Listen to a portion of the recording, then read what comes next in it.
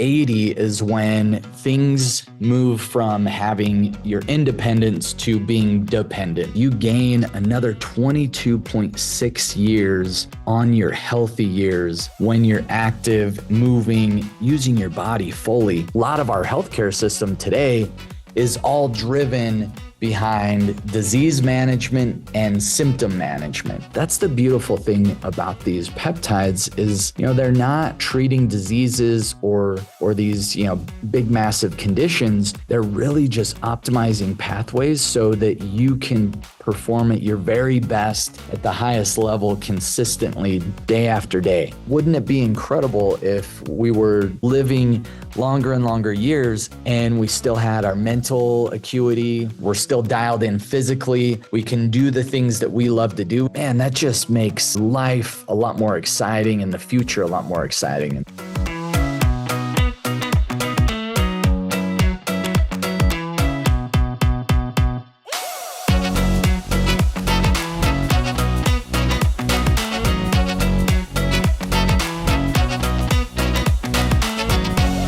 Hey, welcome everybody to the Health Accelerator Challenges. This is your host today, Cade Archibald, and I am really honored and excited to be diving into some really cool stuff with you guys today. So last week we talked about some really cool peptide innovations, and we'll be continuing that same conversation around some really cool peptides. Today we're going to be diving into some really interesting concepts and statistics on aging and really talking about how we can align our lifespan with health span and really extend that health span. Because I think we'd all agree in the world, in America today, lifespan's really been extended for the most part, with advancements in technology and pharmaceutical, but health span and just the healthy last years has not necessarily kept up with that. And so we've just added years onto people's lives, but the quality of those years, I think it's debatable if those have been super quality. I'm sure we know some people that had some really quality years, but also you can think of some individuals that maybe their last decade or even the last 5 years was not a scenario that you would like to see yourself in, and that's probably one of the reasons why you want to look at us. And it looks like in the chat box here with the live attendees, finished month one, looking forward to the next.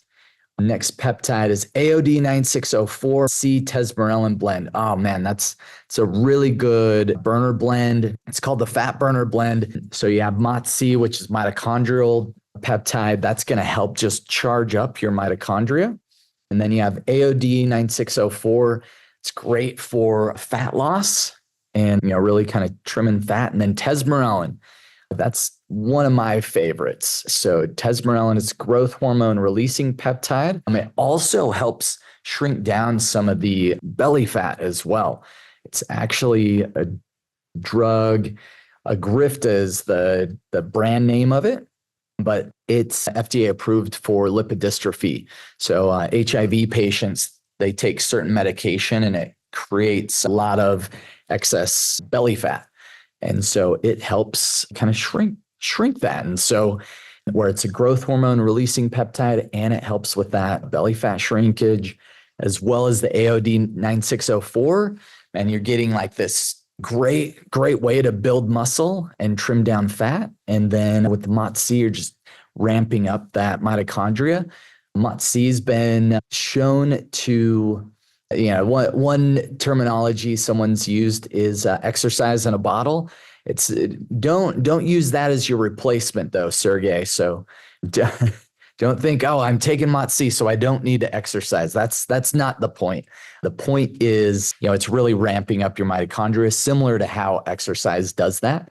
And then if you couple that with some exercise, man, recovery is faster and you just feel more like juiced up and energized. So love that. Awesome. Oh, it looks like Hugh, phase 12 with Terzepatide. That's your favorite.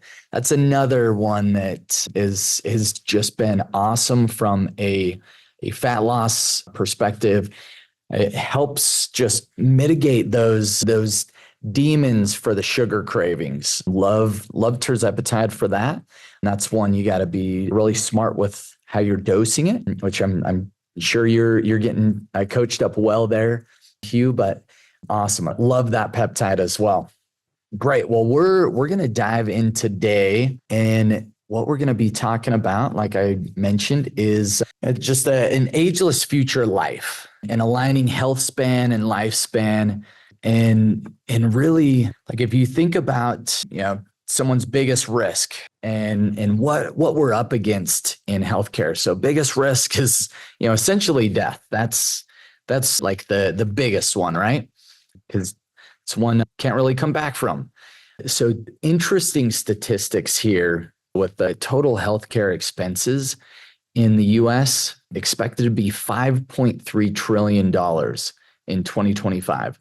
That is an outrageous number. So average per person on that is $21.9 is the average cost per individual in the United States.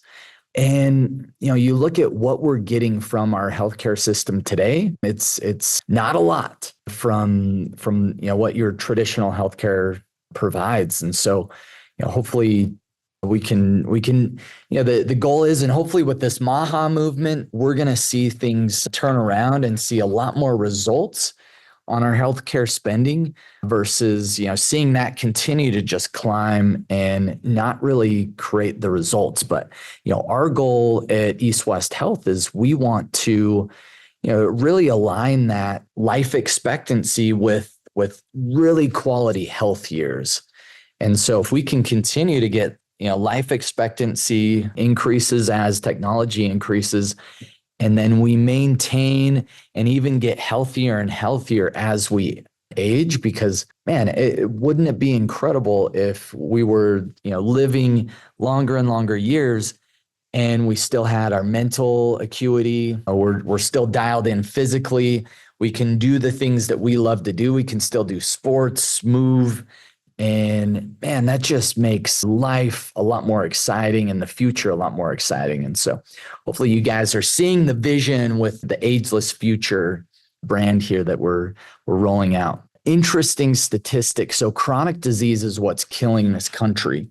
When someone has a chronic disease, essentially you are losing 22.6 years of health on your life. And so we're going to be kind of going over, some really cool hacks when it comes to, how we can really focus on, getting that life expectancy and lifespan to merge with health span. So aligning that health span and lifespan. So, the Ageless Future operating system, when we look at one of the biggest measurements of health span and healthy years is physical fitness. And so, we use peptides and different, tactics to keep you physically fit. But the one thing that we can't do is we can't exercise for you. We can give you some MOTS-c, and hopefully that helps make it a little more maybe easier. But, at the end of the day, we got to be moving our bodies and using our bodies. And there's some really cool exercises I'll go over here in just a second on this slide. But this slide shows really if you're just listening to the audio here, it's a graph chart that has, physical fitness on the x-axis versus your age and years on the y-axis. So as we age, obviously our life expectancy and years, it goes down. And so there's a difference between if you're trained is what's specified here, but that's like being physically fit and you're staying active. This top bold line, you can see it, obviously it drops off, and this is the current data. And I believe, as technology's boomed in the last, 5-10 years, there's new, better and better things coming out on how you can extend that healthy years of life. And, we'll see that graph even move further, but kind of that 90 plus years is where it kind of drops off, about 95.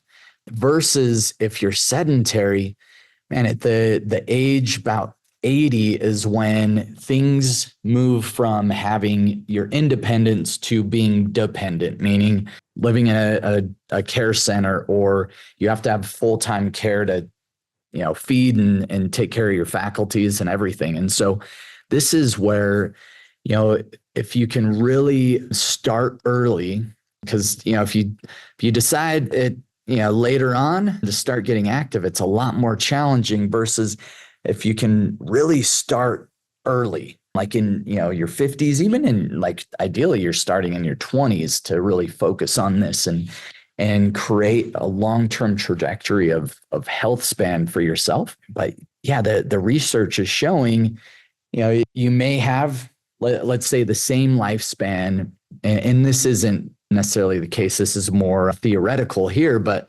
if you have the same years in life being sedentary versus training, but if you look at the big difference, you gain another 22.6 years on your healthy years when you're active, moving, using your body fully. And so you look at the difference in when that dependence versus independence of your life and your health urges.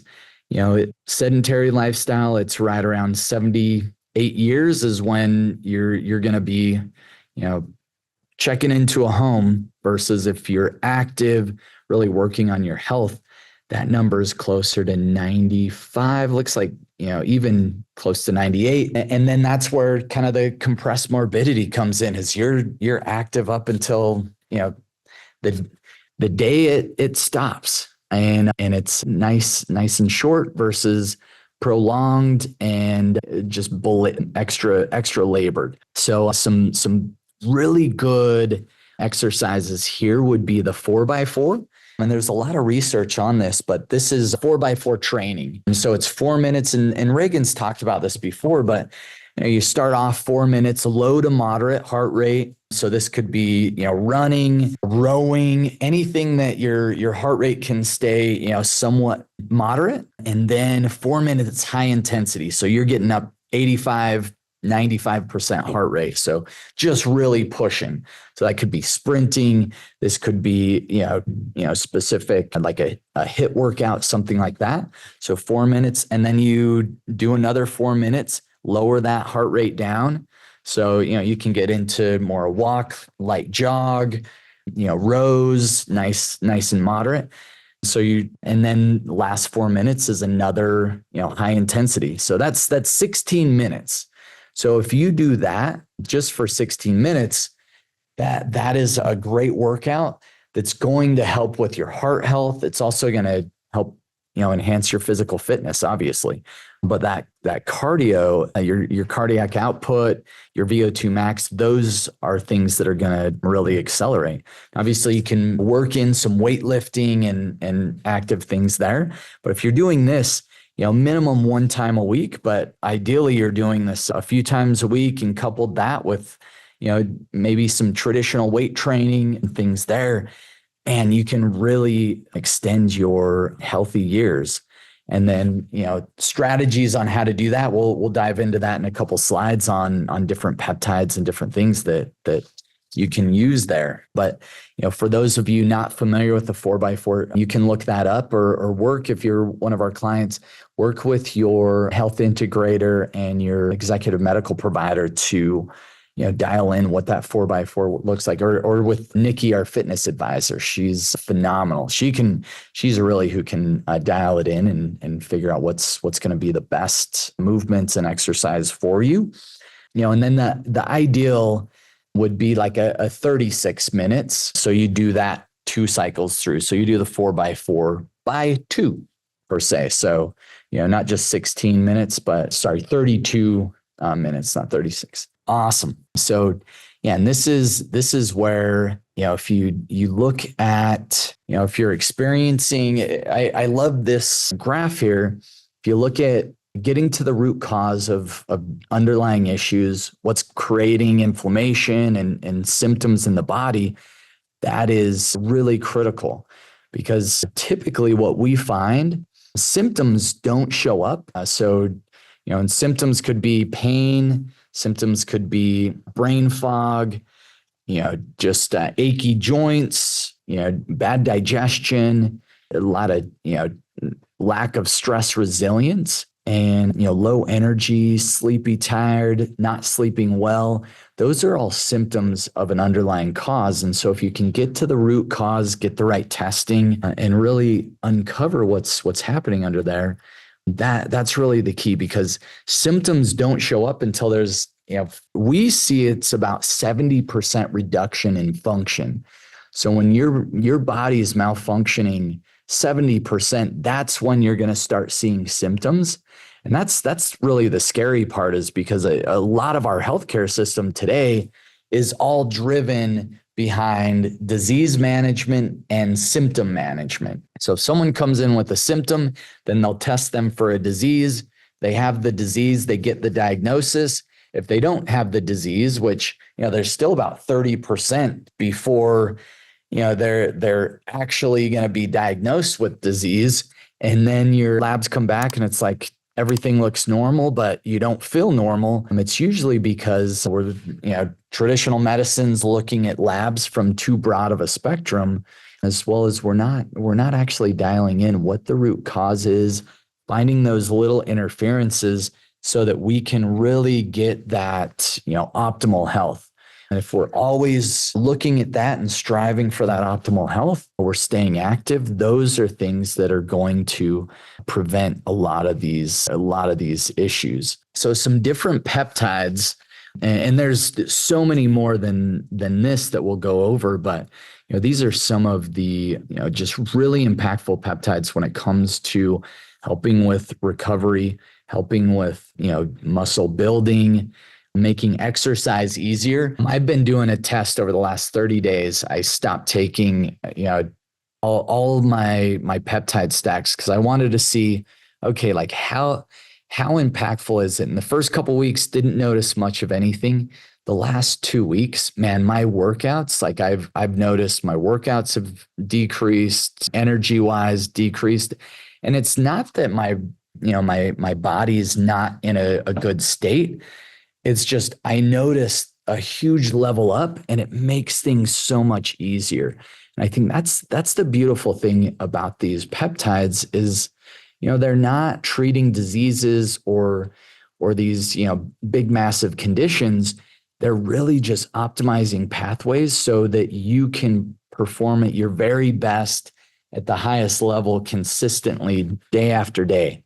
Because that's one thing I've noticed. I'm stoked. I just restocked up on all my peptides. I was like, all right, I'm done with this test. It's not worth it to me to go any longer. I want them back. And it's just that like extra edge and level up. But these are some really good peptides. So the first one you see on here is Terzepatide. And Terzepatide, like we mentioned before, that's a GLP and a GIP. So it helps, reduce the amount of food that you intake. So I obviously, especially in high doses, which we don't recommend, we recommend very small doses, but, at high doses, it really is an overall appetite suppressant. But, in a holistic way, what I see it doing the best at is helping you utilize glucose more effectively. There's a new peptide that we'll be talking a lot more of, but that's retatrutide, which is it's your GIP, GLP, and then a glucagon peptide. So it kind of does all those same things as Terzepatide, as well as gets blood sugar or sugar pushed into the cell more effectively as well. So some awesome things happening there on kind of the blood sugar management side of things. If your blood sugar is optimized, that's going to help with your stress levels, your cortisol levels. That's going to help you build muscle more effectively, as long as you're doing things that exercising, moving your body, building muscle can be super effective. Another one, LL37, thymosin alpha 1. These are immune enhancing peptides. So they're increasing your body's immune intelligence, so you can fight off infections, viruses more effectively. L37 is great at getting into some of those, hard to get to areas on, bacterial and different infections that can be in the body. Molds as well. If you're exposed to mold a lot, that's a really good recovery system and process. Another one, 5-amino-1-MQ. So this is another mitochondria promoting peptide. So it helps just really ramp up, energize, increase nitric oxide, does some really incredible things there. Gonadotrelin's another one, and this would be, gonadotrelin's going to help increase testosterone. It's just opening up that pathway versus if you're taking testosterone, exogenous testosterone or hormone replacement, that a lot of times as we age, especially just, based on what we've been exposed to, our T levels will drop significantly. And if our body's just not producing it enough with, say gonadotrelin's kind of the first stop, then we can add in some testosterone. But if we get your testosterone levels at a really optimal place, man, life is more fun. You just feel way better. And then obviously the recovery, muscle building, all those things follow. And so that's a really critical piece. So gonadotrelin's another really good foundational peptide. And this is all based off of kind of where your labs are and where things need to go. Another really critical peptide that most of you have probably heard about would be BPC-157. This is going to be your recovery, really helps with tissue recovery, all those things. Thymosin beta-4 would be another one for tissue recovery. BPC, it can help with leaky gut. And so it can help heal up the inflammation in the gut caused from different infections, antibiotics, foods that are causing a lot of inflammation. If you have any digestive things, BPC can be really impactful. Next one would be epitalin. And so epitalin, it's been seen as telomerase, really increases, it helps reset the HPA axis, the hypothalamus, pituitary, adrenal communication lines. So you're opening up those communication lines more effectively. That creates better stress resilience, sleep better, all those things. And so you're really helping give your adrenals a nice little hug when it comes to epitalin. And then the next peptide here would be MOTS-c. And this is talked about this a little bit earlier, but it's a great mitochondrial peptide, really going to enhance it's helping it's an exercise mimetic. So it is charging up your mitochondria similar to what exercise does. So you're getting that nice little stimulation, and then you add in a little extra exercise, some growth hormone pathway peptides, like in this instance, I would say Tesamorelin, ipamorelin, you have some other ones, hexarelin, as well as, CJC 1295 is another one that's pretty popularized. We prefer the Tesamorelin over that. Just, really what that's doing is that's opening up your growth hormone pathway so that your body can actually heal itself. And I think it gets confused sometimes, the growth hormone releasing peptides versus just straight up growth hormone. There's a big difference there because, you look at growth hormone, if you're taking it endogenously, there can be some risk factors there. You have too much growth hormone and there's some negative side effects there. But if you're just opening up your growth hormone pathway momentarily throughout the day, man, can be super impactful. Especially we recommend taking it in the evening. You open up that growth hormone, your body recovers so much faster. You think about when you're 18 years old and your growth hormones through the roof, you can take on some big exercises, some big lifts, and you recover so much faster. And so we're just kind of dialing back the clock using some of these peptides and making it a lot more efficient and effective to have an active fitness driven lifestyle for, all your years. So hopefully you guys can see how impactful that can be. And really, overall, the system, having a really clear system is the key. And that's the Ageless Future Operating System. Just like clarify, diagnose. So really, dig deep, get some clarity on what's going on underneath with the right labs. And then we diagnose what the underlying cause is. We create some predictable outcomes with really good strategies.